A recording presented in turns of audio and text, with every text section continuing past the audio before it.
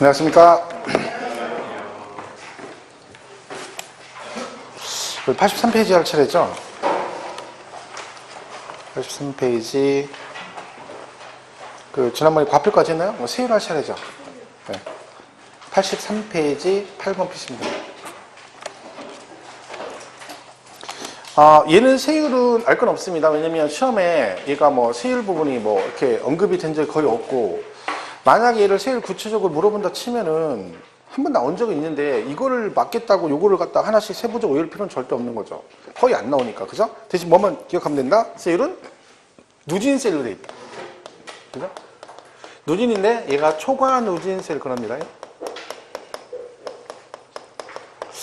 제가 그때 학원에서 강의를 하는데 이 얘기를 들었습니다.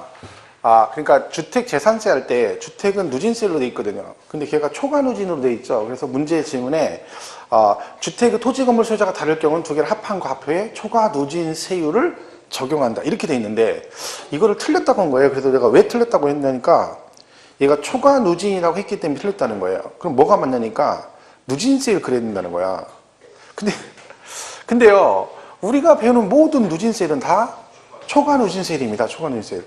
이게 누진이 단순 누진이 있고 초과 누진이 있는데 우리 단순 누진은 안 배워요. 그래서 이거를 보니까 의외로 이해를 또 못 하시는 분이 있더라고. 이게 한번 옛날에 설명 한번 했었는데 한 번만 하고 가겠습니다. 별 얘기는 아닌데 같은 얘기라는 거죠. 양도세가 6에서 40 누진 대표 주자죠. 그죠? 얘가 근데 구간이 65, 24, 35, 38, 40 이렇게 돼 있거든요. 근데 이 구간이 어떻게 돼 있어요? 1200 이하 이렇게 돼 있거든요. 그럼 얘가 6%예요. 그죠? 그 다음 구간이 이렇게 돼 있어요. 1200만 초과 그리고 4600 이하 이렇게 돼 있거든요. 이런 식으로 돼 있어요. 4600 초과 8800 이하. 그럼 얘가 15%거든요. 이 구간이. 자, 그러면 만약 과표가 3천만 원이다. 그럼 얘는 세율이 얼마다? 여기다가 15%가 아니라는 거죠. 여기다 15%하면 이게 단순 누진이에요. 초과 누진은 그걸 잘 보세요. 이게 구간이 뭐라고 돼 있어요? 이 전체가 15가 아니라 이 중에 1200 초과되고 4600 사이 구간에 속하는 여기만 15%라는 얘기입니다. 그러면 1200만 원까지는 뭘로 간다는 거야? 이걸로 간다는 겁니다. 그러니까 72만 원이에요. 여기다가 그 1200을 하는 금액, 초과하는 금액의 15% 이렇게 돼 있거든요. 그러니까 전부 다 그렇게 돼 있어요. 초과 금액의 15%, 초과 금액의 24% 이렇게 돼 있어요. 그러니까 누진하긴 하는데 뭐만? 초과되는 금액만 누진한다. 그래서 이름이 초과 누진 세율인 거죠. 별 얘기는 없고. 그러니까 우리가 배우는 모든 세율은 전부 다 누진 세율은 전부 다 초과 누진 세율 구조로 되어 있습니다. 그죠? 그러니까 이런 그런 개념이다. 그냥 보시면 되고. 얘는 그러니까 세율 자체를 따로 공부할 건 없고요. 그냥 얘가 초과 누진이다. 이렇게만 기억하시면 끝나는 겁니다. 그죠? 자, 근데 이제 얘 말고 이제 취득세. 얘네들 세율이 되게 중요하죠. 얘네 세 가지가 있다 했죠? 하나 뭐가 있다? 표준세율이 있고, 그 다음에 중과세율이 있고, 그 다음에 특례세율이 있습니다. 표준세율 얘기 나오면 뭐 기억해라? 얘는 가감 조정이 된다. 얼마? 플러스 마이너스 100분의 50에서 조정할 수 있다. 그리고 이거는 얘는 안 되고 표준세율만 되고 중과세율은 가감 조정 안 되고, 이 기본 표준세율은 암기하시라겠죠. 매매 등 일반적인 거래는 1000분의 40. 그 다음에 농지매매는 1000분의 30. 상속받으시면 1000분의 28. 농지상속 받으면 1000분의 23. 증여받으면 1000분의 35, 비영리 사업자 증여 1000분의 28, 원시취득 1000분의 28, 각종 분할은 1000분의 23이고요. 만약에 면적 증가란 말 나오면 1000분의 28, 원시취득으로 본다. 그리고 주택 유상거래시는 6억 이하 1000분의 10, 6억 초과 9억 이하 1000분의 20, 9억 초과는 1000분의 30이다. 중과세는 5개가 있는데 종류하고 세율은 꼭 암기하시라겠죠? 사치성 재산, 그럼 다 있어요. 별골 5선주, 얘는 어떻게 한다? 표준세율에 중과 기준세율에 100분의 400을 해서 두 개를 뭐 한다? 합한 세율로 간다. 과밀 두 개가 나오면 둘 다 똑같다 했죠? 얘는 표준세율에 중과 기준세율에 100분의 200을 합한다. 대도시 두 개가 나오면 표준세율에 300에서 중과 기준세율에 100분의 200을 뺀 세율로 간다까지는 무조건 가야 된다. 이 부분하고. 특례는 두 가지가 있습니다. 표준세율에서 중과 기준세율을 뺀 세율 이게 있고, 그 다음에 중과 기준세율. 요건 2%라겠죠? 여기 대표 주자가 뭐가 있다? 간주취득이 있다는 거 기억하셔야 되죠. 하서 제가 계속 말씀드리지만 이 간주취득은 무조건 종류를 외워야 됩니다. 왜? 얘는 이 자체도 중요하고 특례세율도 중요하고 중과산세도 나온다 했잖아요. 그죠? 그러니까 종류. 뭐라고요? 토지를 뭐 한다? 지목을 변경한다. 그죠? 토지 지목 변경. 그리고 건축물 개수. 이런 게 있죠. 그리고 차량, 기계 장비, 선박의 종류 변경. 해서 가액 증가. 그리고 과점주주의 주식 취득. 과점주주는 비상장법인의 주식을 50% 초과하는 걸 말하고 이때 세 가지 기억하시라 했죠. 최소 설립 당시는 과세하지 않는다. 최초로 과점주주가 되면 전체 재산은 증가분 해서 이 종류 4개를 암기를 하셔야 됩니다. 이 자체도 중요하고 여기서도 맞추려면 얘를 알아야 되고 그리고 중과산세도 적용하지 않는 경우 얘기 나오죠. 꼭 기억을 하셔야 됩니다. 그러니까 세율 파트는 뭐 취득세는 되게 중요한 부분입니다. 아주 중요한 부분이기 때문에 전체적으로 정의를 꼭 하고 가셔야 된다. 그죠? 되고. 뭐 등록세는 특별하게 세울 필요 없고요. 재산세는 작년에 시험에 나왔죠, 얘가. 근데 토지가 나왔어요, 작년에 토지가. 그죠? 이 부분은 이제 올해 또 나올 일은 크게 없겠죠. 만약에 얘가 또 언급이 된다 치면 단독으로 나올 확률은 그렇게 많지는 않고요. 대신 뭘 기억해라? 이 건축물하고 주택 부분을 잘 기억하셔야 됩니다. 건축물은 일반 건축물은 0.25%. 이 건축물이 많지 않습니다. 사실은 0.25. 그 다음에 시지역 이상의 어디에? 주거지역 등의 공장이 있다. 주거지역에 공장 오면 안 되는데 왔으니까 이거의 2배에서 0.5%, 1000분의 5 이렇게 가고 그 다음에 과밀공장 신증설. 이는 어떻게 한다? 5배 5년간 이렇게 되죠. 이 5년간은 중간에 소유권이 바뀌어도 5년간은 중과세 한다. 그리고 오굴계, 사치성 예산 4%. 그죠? 토지도 4%, 건축물도 4%. 주택 나오면요. 누진 0.1에서 0.4%. 이거는 뭘 꼭 기억해라? 고급 주택 중과세 없다. 그리고 별장. 별장은 1000분의 40에 4%죠? 자, 이때 뭘 기억해라? 별장은 과세 방법이 누구랑 똑같다? 주택하고 똑같다. 그러니까 토지 건물 합해서 과세가 된다. 해서 요거 잘 기억하시면 됩니다. 이 재산세 세율이 제일 높은 게 고급 선박입니다. 걔가 1000분의 50에서 5%로 돼 있다. 이렇게 보시면 돼요. 그리고 양도세는 작년에 또 출제가 됐죠, 얘도. 그죠? 이제 기본적으로 부동산, 그죠? 토지 건물 부동산만 보면 미등기는 얼마예요? 미등기는 70%. 그리고 보유기간이 1년 미만이면 50%고 1년 이상 2년 미만이면 40%, 2년 이상이면 6에서 40 누진으로 가는데 얘가 만약에 비사업용 토지가 되면 16에서 50%로 가고 그 중요한 건 주택하고 뭐는 입주권 다르다 했죠? 주택하고 입주권 어떻게 한다? 1년 미만이면 40%, 1년 이상이면 6에서 40% 누진으로 간다. 주택 입주권. 얘는 잘 기억하셔야 되죠. 그럼 여러분 상가를 1년 6개월 보유하고 팔으면 몇 프로? 상가를 1년 6개월 보유하고 팔았다. 1년 6개월 보고 팔았어. 얼마예요? 한참 생각해야 됩니다. 1년 6개월은 들어본 바가 없는데 내가 1년 이상 2년 미만은 들어봤어도 1년 6개월은 들어본 바가 없네. 1년 6개월 40%죠. 입에 작년 시험에 이게 나왔는데 제가 어제도 기출문제 생각을 하는데 작년 시험 문제를 풀었거든요. 근데 그 지문이 그렇게 나왔어요. 뭐 상가 건물을 1년 10개월, 뭐 1년 6개월, 뭐 10개월 막 이렇게 나왔어요. 2년 1개월. 그러니까 읽고 얼른 대답을 해야 되는데 말을 못하는 한참 생각을 해야 되는 거예요. 왜? 1년 6개월 그러니까 감이 안 잡히는 거예요. 왜? 해본 적이 없거든요. 맨날 뭐라고만 했어. 1년 이상, 2년 미만, 그럼 금방 40인데 1년 6개월은 40 이렇게 안 나오는 거예요. 그러니까 막 버벅거리는 거죠. 그러니까 시험 보러 갔을 때 작년 시험에 그게 제가 볼 때는 그냥 맞으라고 낸 문제인데 푸는 여러분은 난이도가 엄청 높은 거예요. 나름대로. 왜? 감이 안 잡혀. 1년 6개월이 어디지 이러고 있는 거야. 그러니 이게 그럼 왜 그러겠어요 그게. 그런 형태의 문제를 풀어본 바가 없는 거죠. 실제로 풀어봤는데 건성으로 넘어간 거죠. 여러분은 안다라고 생각하는 거야. 난 1년 이상 2년 미만 40이야. 알죠. 근데 문제 풀 때는 굉장히 어렵게 푸는 거야. 아는데도. 그런 게 이게 문제인 거예요. 그게. 그래서 우리가 자꾸 문제를 많이 풀어봐야 되는 이유 중에 하나가 뭐 그건 몇 번을 얘기해도 마찬가지죠. 문제를 풀지 않으면 안 됩니다. 그러니까 어디 가니까 또 동영상을 계속 지금도 보는데 제가 전에도 말했죠. 동강만 보면 시험 떨어집니다. 제가 특기평가 아니라고 몇 번 얘기했어요. 무슨 특기평가요? 다음 중 해가지고 읽어주면 가로에다 땡땡은 뭘까요? 그럼 땡땡 쓰는 거야? 그런 거 아니잖아요. 근데 맨날 동강만 들어요. 그럼 여러분 절대로 실력이 안 늘어요. 그거는. 눈하고 귀만 익숙해지는 거야. 그러면 자기가 동강 보고 다 알아들으면 시험 보면 다 맞을 것 같죠? 택도 없어요. 어린 택도 없는 얘기야. 그렇게 보면 시험은 떨어진다니까. 동강은 처음에 잘 모를 때 뭘 봐도 하나도 모르겠어. 그때 듣는 거야. 지금은 기본서를 봐야죠. 기본서를. 책을 봐야지. 땡이 앉아 동강만 보고 앉아있는 거야. 아마. 그냥 동강을 해요. 들들들. 근데 문제풀 점수가 안 나와요. 여러분 그걸 아셔야 돼. 우리가 시험을 보는 건 오지선다형, 그죠? 객관식으로 시험을 봅니다. 그거 연습을 해야 되는 거야. 그러니까 혹시나 동강을 막 무의식적으로 맨날 보는 분들은 그러지 마시고 책을 보세요. 책을 봐야 돼. 책을 보고 나서 그 다음 뭐 해야 돼? 그래야 열심히 봐놔야 7월부터 또 뭐를 해? 문제를 풀 거 아니야. 그게 절차예요. 근데 아직도 여러분은 동강에 머물러 있으면 그럼 언제 기본서 보고 언제 문제 풀 거야? 동강은 기본서 보고 이제 시험 끝나고 내년에 문제 풀 거예요? 그럼 안 된다니까. 그죠? 절차가 필요합니다. 꼭 그거 명심하시고. 예, 세는 어쨌든 취득세 부분이 제일 중요하다. 그죠? 이렇게 하시면 되겠어요. 그리고 맨 밑에 보면 세부담 상한이라고 있죠? 자, 얘 재산세도 세부담 상한이 있고 얘도 세부담 상한이 있습니다. 자, 비율은 똑같습니다. 얼마? 100분의 150이에요. 하나 조심할 게 있습니다. 이거 잘 틀린 이유 중에 하나가 뭐냐면 종합부동산세 세부담상 100분의 150이다 해놓고 다만 주택의 경우 공시가격이 3억 이하인 경우는 100분의 105다.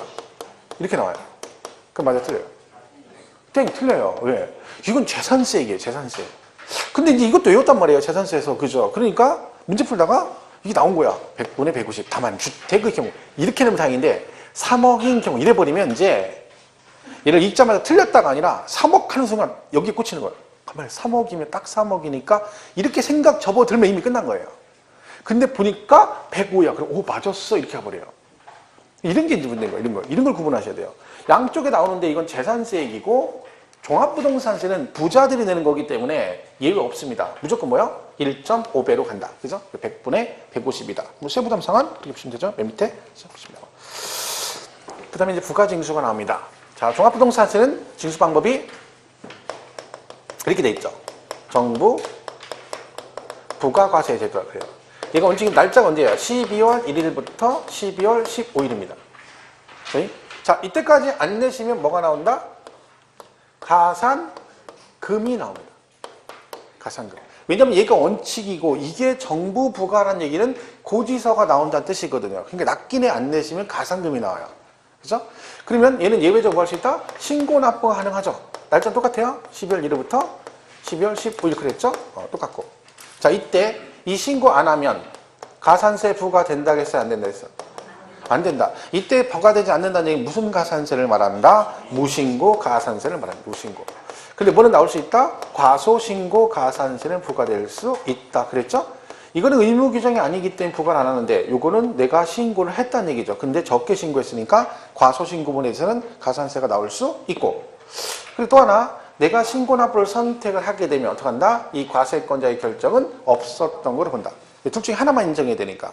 이것도 시험에 다 나왔던 지문입니다. 그래서 정확하게 기억하는 게 중요합니다. 그래서 정부, 부가 이렇게 해서 기본 개념만 잘 보시면 돼요. 날짜가 1일부터 15일인데 이게 시험에 내보면 또 굉장히 많이 틀립니다.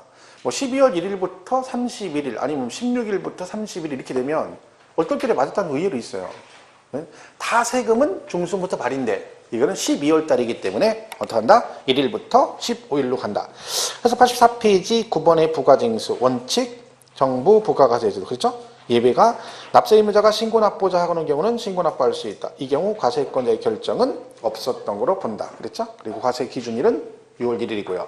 납부 기한은 12월 1일부터 15일까지고 신고 납부도 똑같고 그 밑에 신고 납부하지 않아도 무신고 가산세는 부과되지 않는다. 단 과소신고 가산세는 부과될 수 있다. 그죠? 이렇게 되어 있네요. 자, 얘는 이제 종합부동산세 부가징수에 관한 얘기고 취득세는 납부 방법이 뭡니까? 취득세. 얘는 신고 납부죠. 신고 납부. 얘는 언제까지 해야 돼요? 취득일로부터 며칠 안에 60일 이내에 신고 납부를 하도록 되어 있습니다. 이때 안 하면 얘는 뭐가 나온다? 가산세가 나오죠. 가산세는 똑같습니다. 신고불성실 가산세, 일반 무신고 20, 과소 10, 부정 그러면 너 한번 죽어봐 40, 납부 1일 만분의 3 해서 징수 방법? 징수 방법이 뭐예요? 보통 징수. 이거 기억하시라 했죠? 가산세가 붙은 보통 징수다. 그죠? 단 예외는 뭐예요? 이거 다 60일 누구만 예외다? 상속은 상속 개시일이 속한 달의 발부터 6개월, 외국에 있으면 9개월. 그죠? 그리고 가산세 보통 징수. 가산세 빼고는 나머진 다 신고 납부 이렇게 기억하시라 했죠. 그래서 우리가 일반 과세 됐다가 중과세 되거나 비과세 등을 받았다가 과세가 되면 얘는 뭐 한다? 둘 다 30일 안에 어떻게 해라? 신고 납부. 왜? 가산세 아니니까 신고 납부죠. 이걸 잘 기억하셔야 돼요. 만약 얘가 뭐라고 질문이 나오면 등기 등록하고자 하는 경우라고 나오면 60일 안에 그러면 안 되고 등기 등록하기 전까지라고 보시면 됩니다. 이게 기본 개념이죠. 여기다 이제 면세점 같은 거 나오죠? 면세점. 얘는 뭐다? 면세점은 취득가액이 50만 원 이하면 면세점을 적용한다. 연부취득은 연부금 총액을 가지고 면세점 여부를 판단한다. 뭐 이런 것들이 있습니다. 자, 이렇게 보시면 되고. 중과산세도 있죠? 중과산세는 뭐예요? 미등기금액 얼마? 80%. 100분의 80. 이 징수 방법. 보통 징수. 가산세는 다 보통 징수입니다. 그러니까 이 중과산세 빼고 가산세, 보통 징수, 나머지 신고 납부는 등록세도 공통상이에요. 등록세 똑같아요. 근데 중과산세 규정은 취득세만 있고 등록세는 없습니다. 그죠? 그 하나 주시면 되고. 등록세도 신고 납부죠. 그럼 걔는 언제까지 해야 돼요? 등기 등록하기 전까지. 안 하면 가산세, 보통 징수, 나머지 전부 다 신고 납부 똑같습니다. 이때 그 중요한 특징이 하나 나오죠. 내가 신고를 하지 않았어도 뭐 납부를 하면 뭐 한다? 신고하고 납부으로 봐 신고 불성 시 가산세를 부과하지 않는다. 뭐 등수는 그게 중요한 특징이라고 했죠. 그거 잘 기억하시면 됩니다. 그 다음에 재산세는 보통 징수죠. 재산세 뭐가 나와요? 고지서가 나온다. 자, 이때 고지서는 납기기 시 몇 일 전에? 5일 전. 그죠? 5일 전에 발부한다. 그랬죠? 자, 그러면 다음 달 7월 달에 내는 게 뭐라 했죠? 7월 달에 내는 게 뭐다? 건축물, 선박, 항공기. 9월에는요? 토지. 그죠? 그리고 주택은 2분의 1씩 내고. 그리고 주택은 뭐가 있다? 2분의 1씩 내니까 일정 금액 얼마? 10만 원 이하면 언제? 7월 달에 한꺼번에 부가징수할 수 있다. 이거 안 하면 가상금 내셔야 되고요. 그죠? 근데 얘는 누락이나 차고 등이 생겼다. 그러면 어떡한다? 발견 즉시 수시로 부가징수할 수 있다. 수익 중심 문제 있죠. 그죠? 2,000원 미만이면 징수하지 않는다. 2,000원이면 징수한다. 뭐 이런 기본 개념입니다. 그 다음에 종합부동산 금액고 양도세는 신고납부죠. 근데는 뭐가 있다? 예정신고가 있고 확정신고가 있습니다. 예정신고는 부동산 등은 언제 한다? 양도일이 속한 달의 말일부터 2개월. 주식은 분기 말부터 2개월. 토지거래 허가구역에서 허가가 나기 전에 잔금을 지급하면 허가일이 속한 달의 말일부터 2개월. 하나 조심할 게 이번에 개정된 게 뭐 있다 했어요? 부담부 증여할 때. 그죠? 여기 채무부담부는 뭘로 보고? 양도로 보고. 나머지는 증여로 본다 했죠. 이때 이 양도로 본 이 부분 양도신고는 양도일이 속한 달의 말일부터 3개월. 이건 우리 개정상이라고 했죠. 얘는 2개월이에요. 얘만 3개월이다. 그죠? 환경신고는 다음 년도 5월 1일부터 31일까지 하시면 되고요. 차익이었거나 사정이 발생해도 신고는 하셔야 된다는 거 기억하시고 예정신고 안 하면 당연히 가산세 부과됩니다. 이렇게 보시면 되죠. 자, 이게 이제 끝내기다. 이렇게 보시면 되겠고. 자, 그 다음에 거기 납세지 나오죠? 납세지는 뭐 개인만 보시면 개인은 다 어디다 낸다 했어요? 주소지, 관할, 세무서. 그죠? 이렇게 보시면 되고. 분납 500초가 2개월. 그죠? 자, 재산세도 분납되죠? 그는 기준이 얼마예요? 500초가 기간 45일. 양도세도 분납됩니다. 1,000만 원 초가 2개월. 그죠? 잘 기억하시면 돼요. 7번에 비과세 감면 나오죠? 자, 재산세를 비과세 받으면 종합부동산세를 낼까 안 낼까요? 그죠? 재산세가 비과세 되면 종부세는 안 내겠죠? 그죠? 왜요? 종부세 누가 내는 거? 재산세 내는 사람이 내는 거라 했잖아요. 그러니까 만약에 이 말이 맞나요? 재산세 납세 의무자는 항상 종합부동산세 납세 의무자가 된다. OX. 재산세 납세 의무자는 항상 종합부동산세 납세 의무자이다. 그러면 땡. 틀린 거죠. 왜? 재산세 냈다고 해서 종부세 내는 건 아니잖아요. 그럼 여러분 재산세 내는데 왜 종부세 안 내? 일정 기준 금액을 초과했을 때만 내기 때문에 그렇습니다. 거꾸로는 어때요? 종합부동산세 납세 의무자는 항상 재산세 납세 의무자가 된다. 그러면 맞는 지문이죠. 왜? 재산세 안 내면 종부세를 안 내기 때문에 그렇습니다. 그러니까 그런 기준을 잘 보시면 돼요. 결론적으로 재산세가 비과세 감면 받으면 그 비과세 감면 받은 만큼 재산세를 안 내니까 종합부동산세를 안 내겠죠. 결론은 뭐다? 종부세는 누굴 따라간다? 재산세 규정을 준용한다. 그런 얘기입니다. 비과세. 비과세는 얘네들은 중요하진 않습니다. 우리가 기타 과목에서 비과세 중요한 게 취득세는 비과세가 가끔 나오죠. 얘는 6개 있는데 첫 번째가 뭐예요? 국가 등은 비과세. 그죠? 그리고 뭐? 신탁재산. 이거 뭐라 했어요? 탁 비과세라 했죠. 그리고 법률상 환매. 그죠? 법률규정상 환매. 법률상 환매는 그냥 이상한 법 하나 나오고 꼬랑지에 환매 어쩌고 나오면 걔가 법률상 환매다. 그리고 임시건축물. 임시건축물 두 가지 기억하시라 했죠? 자, 일단 뭐는 비과세 안 된다? 사치성 재산은 비과세 안 되고, 그리고 존속기간이 1년을 초과하지 않아야 됩니다. 그리고 공동주택 개수도 뭐는 비과세 안 된다? 건축법상 대수선은 비과세 안 되시고 공동주택 개수로 친한 취득이 얼마? 금액 9억 이하. 이 두 개는 잘 나오는 거라 했죠. 그리고 하나가 뭐 상속인데 천재지변동으로 상속 개시전에 차가 뭐 그렇죠? 사용할 수 없는 거다. 그럼 상속받으면 비과세. 그래서 이 두 개가 제일 기분이 중요하다. 보시면 되고 등록세는 뭐 비과세 나올 일 없고요. 재산세는 나오면 뭐 그 정도죠. 군사시설 보호구의 통제 보호구역 안에 토지 그러면 비과세인데 뭐는 아니다? 전답, 과선, 대지는 제다. 일단 걔는 뭐 기억하시면 되고. 뭐 어쨌든 제일 중요한 양도세겠죠. 자, 얘는 뭐 있다 했어요? 파산, 선고, 처분소득, 비과세. 두 번째가 농지의 교환분할. 자, 이거는 뭐 기억하시라 했죠? 금액 조건. 쌍방 토지 가액이 큰 토지 가격의 얼마? 4분의 1 이하에 된다. 그리고 경작상 필요로 교환하게 되면 그 교환으로 취득한 농지를 3년 이상 작용을 해야 되는데 이때 3년 작용 안 하시면 안 해도 되는 경우 3년 안에 뭐가 됐어? 수용이 되거나 3년에 돌아가시면 상속인이 작용을 남은 기간 하면 통산해준다. 그래서 그리고 1세대. 1세대란 거주자로서 배우자가 있어야 되고 주소가 같아야 된다. 근데 주소가 달라도 항상 동일 세대원. 누구? 부부는 항상 동일 세대원이다. 그리고 1세대. 자, 그러면 미성년자 세대 구성 된다, 안 된다? 안 된다. 예외는 있다는 거 기억하셔야 되고요.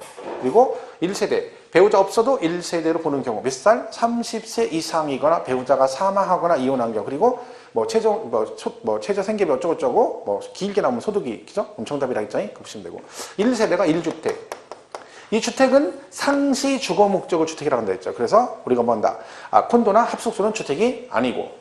자, 실제는 건축물 대장은 주택인데 실제는 점포로 사용하다 양도하면 얘는 1세대 1주택으로 본다. OX. XX. 왜? 공부상과 실제가 다르면 사실상 용도로 갑니다. 그런 거죠. 그리고 주택은 이제 2주택 특례 있죠. 집 하나 있는데 이거 사고 몇 년? 1년 이상 지난 다음에 새로 사고 이걸 몇 년 안에? 3년 이내 팔면 얘는 1주택으로와 비과세 규정을 적용한다.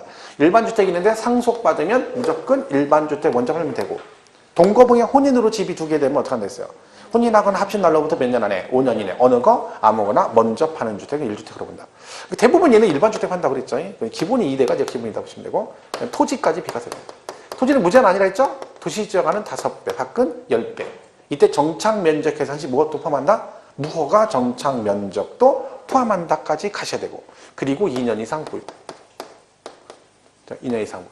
자, 보유기간입니다. 2년 이상 보유. 그죠? 자, 이때 보유 간격시 비과세 발생의 경우 건설 임대주택은 그 주택의 임차일로부터 양도일까지 거주기간이 5년 이상이면 되고 그리고 수용은 무조건 비과세를 했죠? 보유거주 상관없고 또 뭐 외국으로 이민 가거나 해 1년 이상 장기간 출국하는 경우 얘는 무조건 비과세. 못 팔고 가면 출국일로부터 몇 년 안에? 2년 이내. 실제 기출에도 보면 뭐 3년 있다 팔았다 5년 있다 팔았다 이런 말이 나와요 실제로.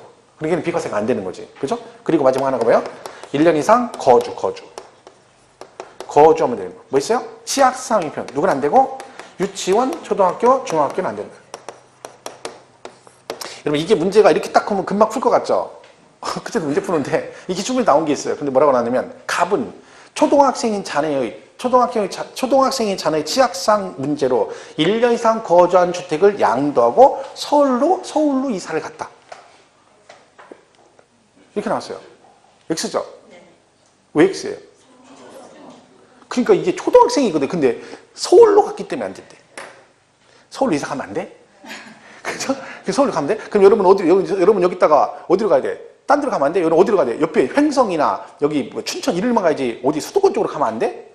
근데 그 문제를 틀렸다고 답은 맞았어요. 근데 그냥 제가 지난 말로 여기 왜 틀렸어요? 그랬더니 틀렸대요. 왜 틀렸어요? 그랬더니 서울로 이사 갔기 때문에 그런데. 서울이 무슨 상관이요? 초등학생 안 된다니까. 초등학생. 그죠? 초등학생이 안 된다고. 초등학생이. 유초중은 제외라고 했잖아. 그죠? 질병치료. 그죠? 그리고 뭐? 근무상형편.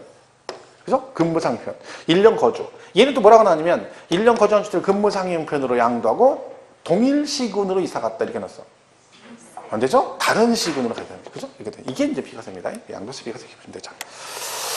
자, 8번의 부가세는 농특세 20% 나옵니다. 자, 취득세는 부가세가 뭐가 붙나요? 취득세는 농어촌 특별세 10%, 지방교육세 20%, 그리고 등록세하고 재산세는 지방교육세 20%.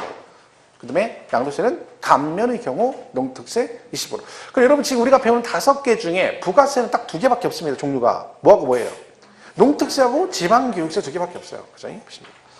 가상금은 뭐 그냥 읽어보시면 됩니다. 자, 이렇게 해서 종합부동산 수준을 하시고 넘어가서 86페이지 문제를 한번 보겠습니다. 86페이지 그죠? 1번. 국내에 있는 재산세 과세 대상인 주택의 공시가격을 합한 금액이 6억을 초과하는 경우 해당 주택 소유자는 종합부동산세 납세 의무자에 해당한다. 자, 종부세 납세 의무는 얼마를 초과하는 자? 6억을 초과하는 자. 별도는 80억 초과, 종합은 5억을 초과하는 자죠. 2번 모회사인 A법인과 자회사인 B법인이 소유한 국내에 있는 재산세 과세 대상인 주택의 공시가격 모두 합한 금액이 10억 원이래요. 그러니까 모회사가 6억이고 자회사가 4억이라는 얘기죠. 그럼 이때 모회사인 A법인은 종합부동산세 납세 의무자에 해당한다. 땡, 틀렸죠? 왜?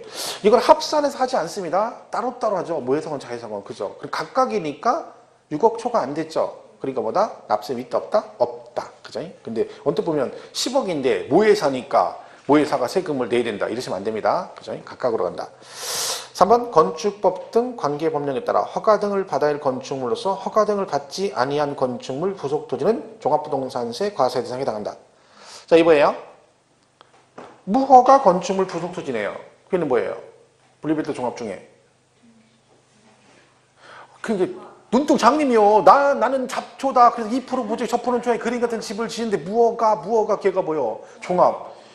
그러니까 여러분이 자기가 2% 부족한 거예요. 본인이 얘기하잖아. 나는 잡초에 2% 부족하대. 그 자기가 부족해.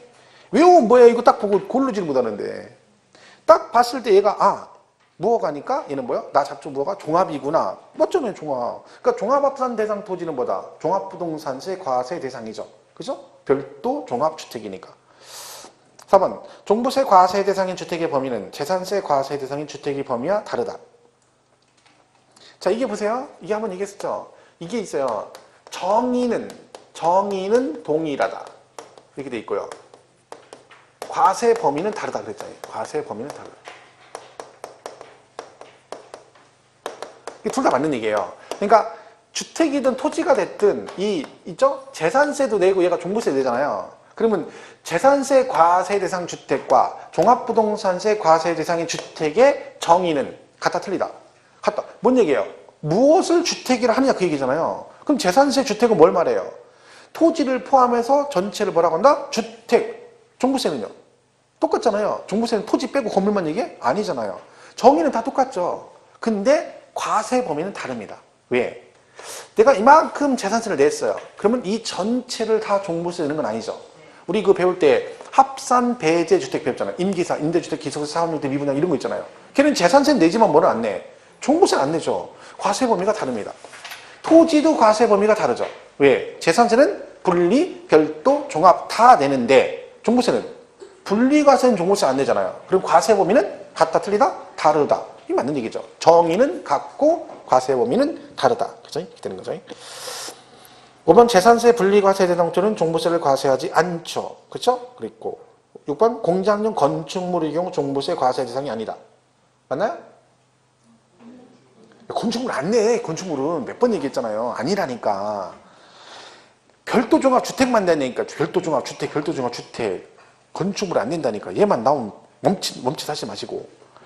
오히려 이거 나오자마자 얘는 아니야 이래야 되는데 꼭 나오면 멈칫해요. 그죠? 왜? 뭔가 이게 껄쩍지근한 거 얘가 계속. 7번 종부세 과세 기준일은 누구랑 똑같다? 재산세랑 똑같고요. 그죠? 8번 종부세 낼 때 별장은 종합부동산세 대상이다 아니다? 아니다. 별장은 재산세가 워낙 고율로 과세가 되기 때문에 종합부동산세 대상에서 제외가 됩니다. 그죠? 9번 국내에 있는 부부 공동 명의로 된 1세대 1주택 공시가격 10억인 경우 종합부동산세 과세 대상이 아니다. 맞죠? 왜? 공동 명의인데 지분이 동일하대. 그럼 5대 5죠. 그러면 5억, 5억이니까 각각 계산한다 했죠? 6억 초과 안 됐기 때문에 대상이 아니다. 맞고. 10번 주택분 재산세 납세 의무자서 주택분 과세 기준 금액을 초과하는 자는 종합부동산세뿐만 아니라 재산세도 세대별로 합산하여 가산. 절대 없다겠죠? 세대별 합산. 그죠? 개인별 합산, 개인별 합산. 그죠? 개인별 합산 다. 그러니까 우리가 나오는 모든 세법은 소유자별 합산이고 예외적으로 하는 게 하나 있다. 뭐 임대주택 비과세 숫자 계산할 때만 합니다. 그러니까 부부간의 금술이 아무리 좋아도 예를 들면 뭐 지금 신도림역에 막 서울 신도림에 사람이 엄청 많잖아요. 근데 그 계단 올라가다가 나이가 50대 중반 먹은 부부 남자애가 손을 붙잡고 올라가. 그것도 신기한데 계단 올라가다 말고 둘이 갑자기 뽀뽀를 해. 그 사람 많은 데서 50 중반이. 제가 엊그제 봤어요. 제가 지난주 금요일날 내일 제가 금요일날 저기 구로 그쪽에 강의를 가거든요. 동영상 촬영장에 가는데 신도림에 아침에 딱 타고 가는데 신도림에 사람 엄청 많거든요. 계단 이게 환승하는데 막 올라 내 앞에 아직 남자 여자분인데 둘이 딱 보니까 손을 붙잡고 가는데 처음에는 야 금슬부터 그 막 사람만 손 붙잡고 가요. 근데 나이가 한 50대 중반은 돼 보여요 둘이. 근데 갑자기 계단 올라가서 중간에 둘이 눈을 마주치더니 갑자기 불꽃이 막 거기서 막 야 깜짝 놀랐습니다. 100% 불륜이야 이거는. 젊은 애들도 그렇게 잘 안 해. 아니면 엊그제 재혼했던가. 야 근데 그렇게 하면 이해가 안 갑니다. 야 우리는 집에서도 안 하는 뽀뽀를 막 길거리 가다가 막 그것도 계단에 올라가다 말고 뭐가 그렇게 급한지 막 전체로 와가지고 뛰어가는 중에 그 와중에 잠깐 잼을 내서 막 뽀뽀를 하다니까. 대단하대. 그 여기 쳐다봤는데 그죠? 벌써 막 하더니 급하게 또 가는 거야. 왜? 전철 막 출발 나가니까. 그럼 빨리 가야지. 그 와중에 또 짬을 내서 막 그것도 계단 올라가다 말고. 야 나 뒤따라가 멍 때리고 가다가 깜짝 놀랐다니까. 진짜.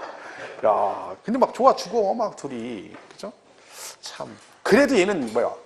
그래도 그 사람들 합산 안 해. 그죠? 무조건 합산해. 부부 금전 아무리 좋아도 안 된다 했죠. 개인별 합산, 개인별 합산. 여러분들 그러지 마세요. 남들이 아무리 좋아도 그렇게 하면 남들이 불륜으로 봐. 아무리 좋아도. 나는 아니야 부부야. 그래도 그렇게 안 봐 남들은. 왜? 일반적인 부부는 100쌍이면 한 쌍도 그런 사람 없거든요. 10,000쌍 중에 한 명 있을까 말까야. 10,000쌍 중에. 근데 그런 사람들은 그렇게 하지도 않아. 집에만 있어. 나오지도 않아. 좋아가지고.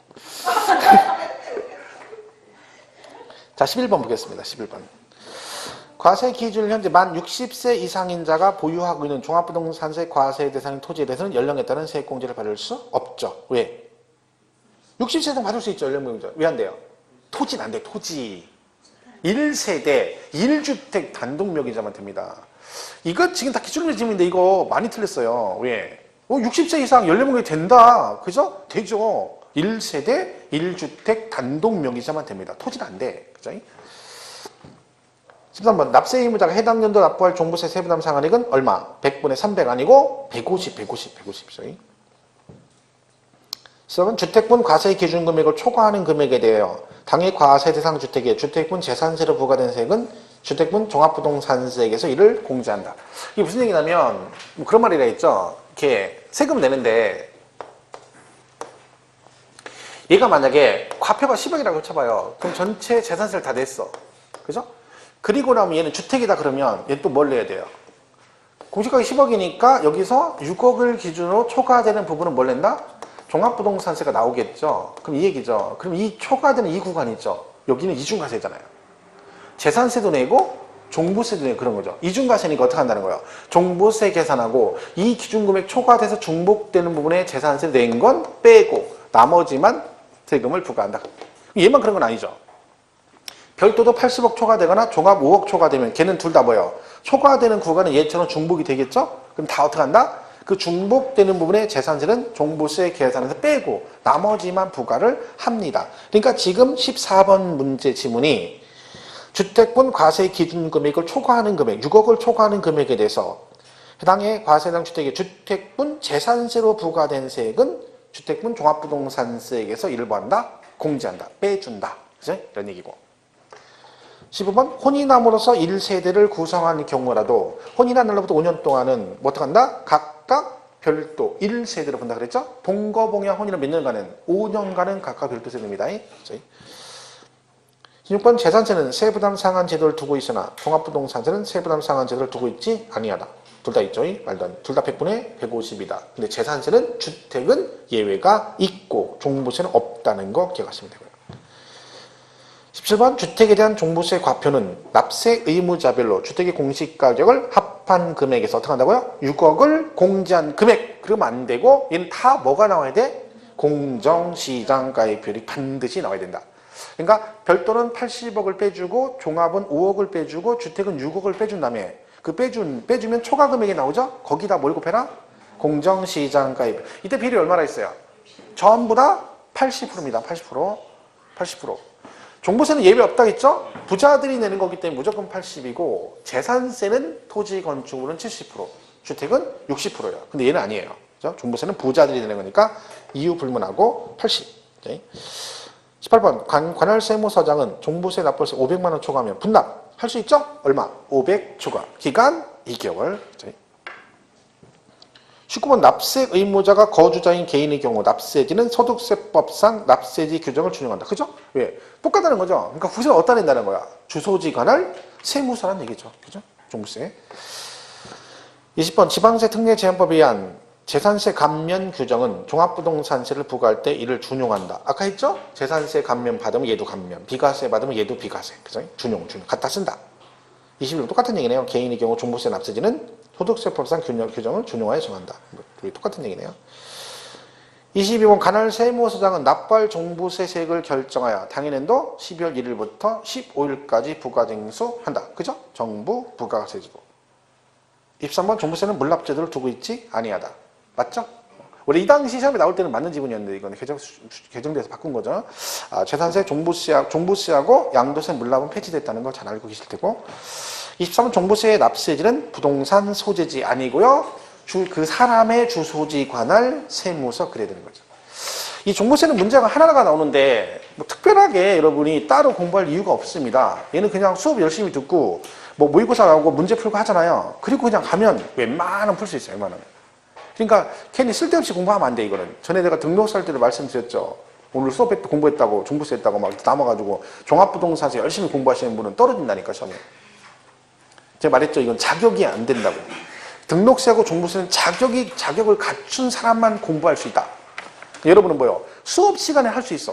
자격이 다 되니까. 수업 끝나면 여러분은 공부할 자격이 안 된다 그랬죠. 누구만 된다 그랬어?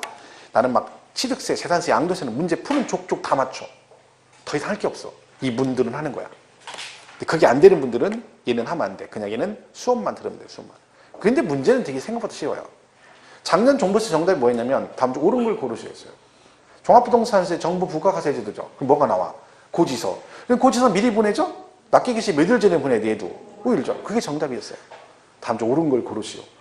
문제 뭐 크게 어려울 거 없어요. 그러니까 뭐 이거는 그냥 신경 안 써도 돼요, 오히려. 얘들이 오히려 더 쉬워.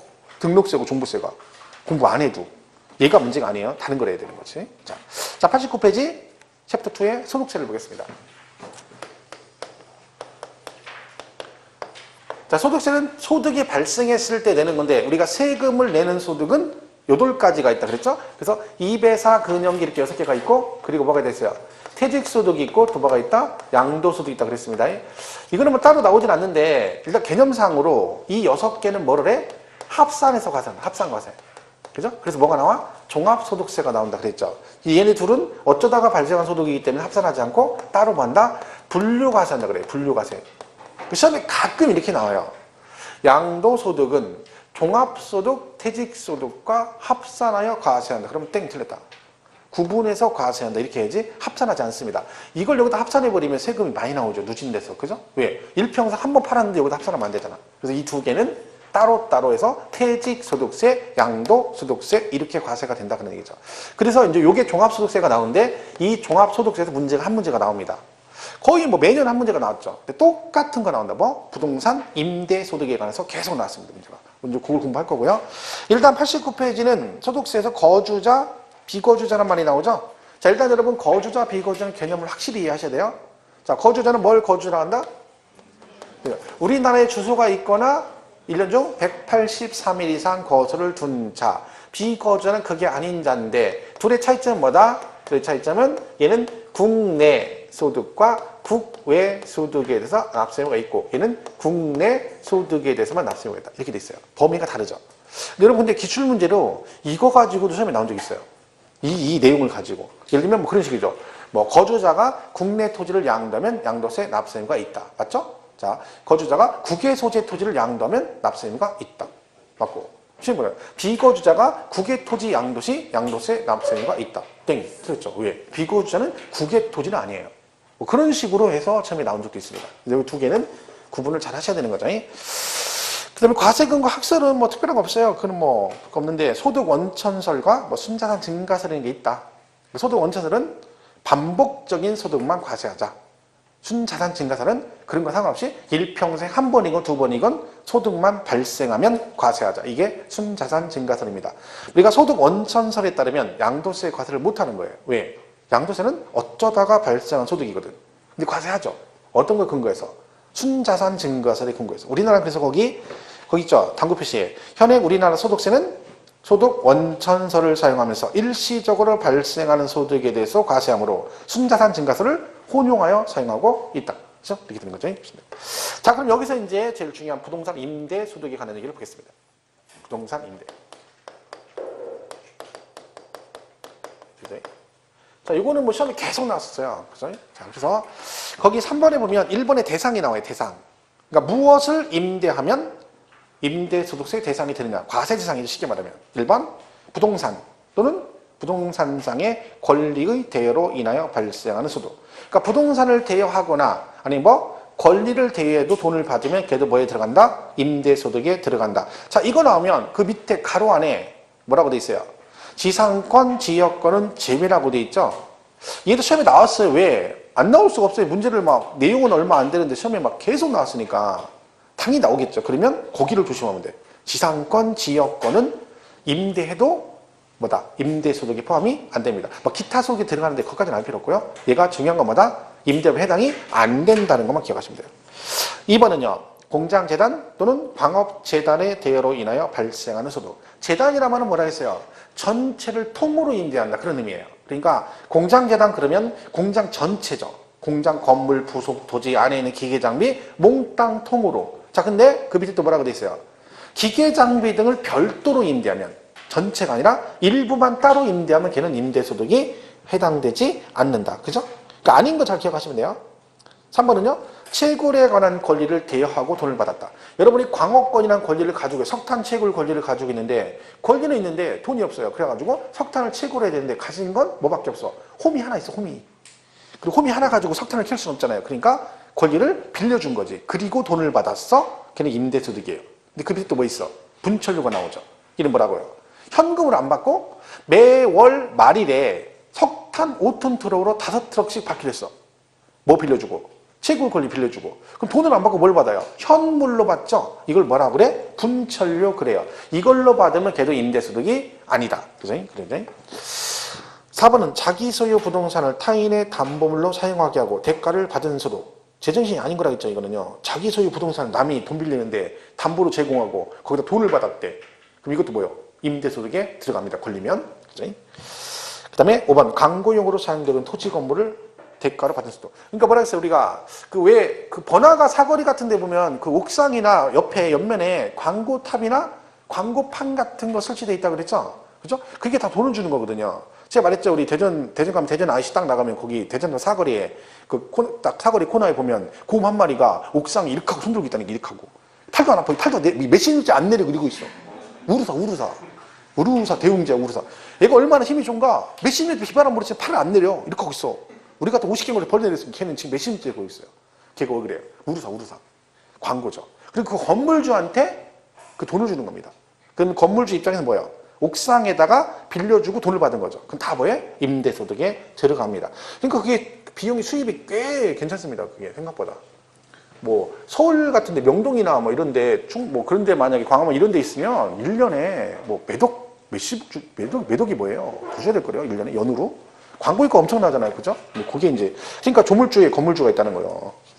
건물주로 해야 된다니까. 그죠? 5번 그렇고 6번 부동산 매매업자가 또는 건설업자가 판매 목적으로 취득한 토지 등의 부동산을 일시적으로 대여하고 얻은 소득은 임대업으로 본다. 왜 그런 거 여러분 길 가다 보면 그런 거 있잖아요. 신축 건물인데 안 팔려가지고 그죠? 땡처리업자한테 빌려줘가 창고 대방출해가지고 땡처리업자가 몇 달씩 하는 거 있죠. 여기에 건물주가 뭐 한 거예요? 잠깐 세준 거죠. 그리고 돈 받았잖아. 그것도 걸리면 뭐예요? 임대소득에 들어갑니다. 그 얘기고 그 다음에 7번은 묘지를 개발하여 분묘 기지권을 설정하고 분묘 설치자로부터 지료 등을 받는 것은 뭐다? 부동산 임대업으로 본다. 그러니까 여러분은 묘지를 개발했는데 그 묘지를 팔면 매매업이에요. 그이는 팔지 않고 뭐 했다? 다른 사람이 묘를 설치하게 하고 걔한테 뭘 받았어? 돈을 받았다는 얘기죠. 그럼 세 준 거죠. 그럼 얘는 뭐에 들어가? 임대소득에 들어간다. 그런 뜻입니다. 이렇게 보시면 되겠죠? 자, 그러면 자, 얘가 지금 대상을 우리가 과세대상을 배운 거죠. 자, 취득세는 과세대상이 뭐가 있다? 토지, 건축물. 그다음 뭐 있어요? 차량, 기계장비, 선박, 항공기. 이거는 뭐 기억하시라 했죠? 원시취득은 과세하지 않는다. 다른 말로 승계취득에 한하여 과세한다. 꼭 기억하시고. 광업권, 어업권. 얘도 출원. 최초 출원 등록 원시는 면제해주고 그리고 나무나 서 있는 거 임모 그리고 각종 회원권, 골콘, 승종요 이렇게 돼 있죠. 보시면 되고 등록세는 알 필요 없습니다. 재산세는 토지, 건축물, 주택, 선박, 항공기. 이는 뭐 꼭 기억하셨어? 주택은 어떤 경우든 토지, 건물 따라 과세하는 거 없다. 꼭 기억하시라 했죠. 그리고 다 겸용주택 나오면 한 동이냐 한 구냐 구분해서 한 동 그러면 면적에 관계없이 주거 부분만 주택으로 보고 한 구는 주거용이 100분의 50 이상이면 전체를 주택으로 본다. 다가구 주택은 각각 독립된 한 구를 하나의 주택으로 본다. 고급 주택 중과세 절대 안 하고 별장은 과세 방법이 주택하고 똑같은데 세율만 다르다. 그죠? 이런 거 잘 기억하시면 됩니다. 종합부동산 아까 뭐라고 했어요? 별도, 종합, 그리고 뭐? 주택. 이 세 개죠. 자, 별도, 종합, 주택인데 별도는 얼마를 초과해야 된다? 80억. 얘는요? 5억 초과. 얘는 6억을 초과했을 때 과세가 되고 주택은 예외적으로 합산 배제 주택이 있다. 임기사 그랬죠? 김기사. 임대주택, 기숙사, 사원용 주택, 미분양 주택, 그리고 뭐? 가정, 어린이집용 시설, 그리고 뭐? 문화재 주택은 합산해서 배제된다. 대신 얘는 뭐래라? 합산 배제 신고를 해줘야 됩니다. 언제 한다? 9월 16일부터 31일까지. 어디다 신고합니까? 세무서도 합니까? 원주시도 합니까? 원주 세무서다 해야지. 원주 세무서다. 종합부동산세, 종합부동산세. 종합부동산세 원주 세무서서 계산하는데 그걸 갖다가 원주시다 갖다 얘기하면 소용이 없는 거죠. 원주 납세지 관할 세무서장한테 신고를 해줘야 돼. 그래야 얘들이 이걸 받아가지고 이거 빼고 종부세 과세를 하죠. 그죠? 납세지 관할 세무서다. 그죠? 시군구 아니에요. 그죠? 그다 신고하시면 됩니다. 옆시면 되고. 양도세는 뭐 기억하시겠어요? 도, 건, 부, 기, 주식 등. 그리고 파생상품. 이렇게 묶는다는 거 꼭 기억하셔야죠. 4개로 구분한다. 그죠? 이게 우선이어야 돼요. 그리고 여기 가면 뭐 있다고요? 부동산에 관한 권리에 뭐 임차권 나오면 등기된 그래야 되고 기타에서 영업권 나오면 사업용 고정자산과 최근에 이제 얘가 자주 나오는데 얘 과세 대상 나왔다 그러면 공통으로 2개는 반드시 나옵니다. 뭐 등기된 부동산 임차권하고 뭐 영업권. 얘는 시험에 정답으로 나온 적도 많고요. 항상 출제가 됩니다. 그러니까 다른 건 몰라도 이 구분하는 거 기억하시고 여기서 임차권 나오면 등기된 기억하시고 영업권 나오면 뭐다? 사업용 고정자산과 함께는 꼭 기억을 해주셔야 된다. 그죠? 이렇게 정리하시면 되겠습니다. 자, 여기까지 하고 잠깐 쉬다 90페이지 3번 있죠? 비과세. 여기부터 맞습니다.